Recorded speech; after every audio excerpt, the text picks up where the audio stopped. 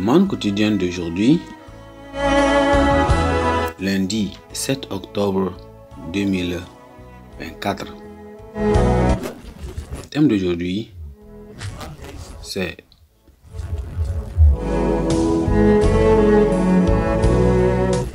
équité et justice.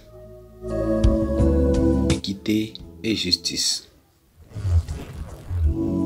Texte de lecture, Lévitique chapitre 19. Lévitique chapitre 19. Lisons à partir du verset 15. Lévitique chapitre 19. Lévitique chapitre 19. Lisons à partir du verset 15 à 21. Le sacrificateur les offrira, l'un en sacrifice d'expiation et l'autre en holocauste, et le sacrificateur fera pour lui l'expiation devant l'Éternel à cause de son flou. L'homme qui aura une pollution lèvera tout son corps dans l'eau, lavera son torse dans l'eau et sera impur jusqu'au soir. Verset 17. Tout vêtement et toute peau qui en seront atteints seront lavés dans l'eau et seront impurs jusqu'au soir. Le verset 18. Si une femme a couché avec un tel homme, ils se lèveront l'un à l'autre et seront impurs jusqu'au soir. La femme qui aura un flux de sang en sa chair restera 7 jours dans son impureté. Quiconque la touchera sera impur jusqu'au soir. Verset 20. Tout lit sur lequel elle couchera pendant son impureté sera impur, et tout objet sur lequel elle s'assiera sera impur. Quiconque touchera son lit lavera ses vêtements, se lavera dans l'eau et sera impur jusqu'au soir. Quiconque touchera un objet. Le verset 21 dit, quiconque touchera son lit lavera ses vêtements, se lavera dans l'eau et sera impur jusqu'au soir. Le verset clé, c'est le verset 15 qui dit ceci. Tu ne commettras point d'iniquité dans tes jugements. Tu n'auras point d'égard à la personne du pauvre, et tu ne favoriseras point la personne du grand, et tu jugeras ton prochain selon la justice. Souvenez-vous que nous lisons Lévitique chapitre 19 à partir du verset 15. Lévitique chapitre 19 à partir du verset 15. Tu ne commettras point d'iniquité dans tes jugements, et tu n'auras point d'égard à la personne du pauvre, et tu ne favoriseras point la personne du grand, mais tu jugeras ton prochain selon la justice. Tu ne répandras point de calomnie parmi ton peuple. Tu ne te lèveras point contre le sang et ton prochain. Je suis l'Éternel, ton Dieu. Et tu ne haïras point ton frère dans ton cœur. Tu auras soin de répandre ton prochain, mais tu ne te chargeras point d'un péché à cause de lui. Tu ne te vengeras point, et tu ne garderas point de rancune contre les enfants de ton peuple. Tu aimeras ton prochain comme toi-même. Je suis l'Éternel. Vous observerez mes lois, et tu n'accoupleras point de bestiaux de deux espèces différentes. Tu ensemenceras point ton champ de deux espèces de semences, et tu ne porteras pas un vêtement tissé de deux espèces de fils. Verset 20. Lorsqu'un homme couchera et aura commerce avec une femme, si c'est une esclave fiancée à un autre homme et à qui n'a pas été rachetée ou affranchie, ils seront châtiés, mais non punis de mort, parce qu'elle n'a pas été affranchie. L'homme amènera pour sa faute à l'Éternel, et à l'entrée de la tente d'assignation un bélier en sacrifice de culpabilité. Gloire à Dieu. Le verset, c'est le verset 15 que je viens de lire. qui est le verset 15 qui dit « Tu ne commettras point d'iniquité dans les jugements, tu n'auras point d'égard à la personne du pauvre et tu ne favoriseras point la personne du grand, mais tu jugeras ton prochain selon la justice. » Gloire à Dieu. Gloire à Dieu.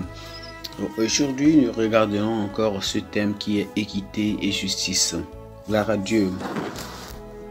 En septembre 2018, à Dallas, c'est-à-dire en Texas, en États-Unis, Amber Guyger, une blanche policière qui n'était pas en service mais portait encore son uniforme, est entrée dans un appartement qu'elle croyait qu'elle rentrait dans un appartement qu'elle croyait être le sien, mais qui appartenait en réalité à Botman Jean, un noir de 26 ans. Elle a abattu Jean, affirmant qu'elle l'avait pris pour intrus dans son propre appartement. Au cours du procès, l'accusation a soutenu que les actes de Madame Guyger étaient déraisonnables et négligents et que son recours à la force meurtrière était injustifié. Madame Guyger a été tenue responsable de ces actes et a été condamnée pour meurtre en octobre 2019. L'affaire a retenu l'attention des médias du monde entier et a déclenché des discussions sur les préjugés raciaux, le recours à la force et la responsabilité des forces de l'ordre, en particulier aux États-Unis d'Amérique. Compte tenu de l'enracinement ou bien l'enracinement et même de la présence accrue du racisme dans le monde, malgré la prolifération des instruments internationaux relatifs aux droits de l'homme, le jury qui a traité l'affaire surmentionnée mérite d'être félicité pour son intrépidité et son impartialité. À l'inverse, les juges, magistrats, les avocats et même les autres responsables occupant divers postes de décision qui déforment les jugements en faveur des coupables en échange de gratifications matérielles ou même par une bonne action, alors ou même autres, devraient se couvrir de honte. Pourquoi? Parce que la Bible déclare même sans équivoque que ce n'est pas pour une bonne action, c'est pour une mauvaise. C'est que les magistrats à son approbation, selon Romains chapitre 3, le verset 4-3. Donc les personnes en position d'autorité, qu'elles soient séculaires ou spirituelles, doivent donc se rendre compte qu'elles ont l'obligation de ne pas commettre d'injustice dans leur jugement. Donc Dieu s'est servi d'Israël pour châtier Juda pour son égarement, mais le même Dieu a envoyé le prophète Obed pour mettre en garde Israël contre le risque de dépasser des limites raisonnables en punissant ses frères. Cela signifie qu'il faut être prudent même lorsque nous nous trouvons dans des positions de pouvoir et même d'autorité pour décider du sort de ceux qui s'égarent contre le Seigneur ou même qui contreviennent aux règles administratives de l'Église ou même aux lois de la nation. Donc nous devons apprendre à tempérer ou bien à tempérer la justice par la miséricorde. Sinon, nous risquons de nous attirer la réprimande divine de Dieu. Gloire à Dieu. Pensée du jour. L'équité et la justice doivent être notre mot d'ordre dans le service divin.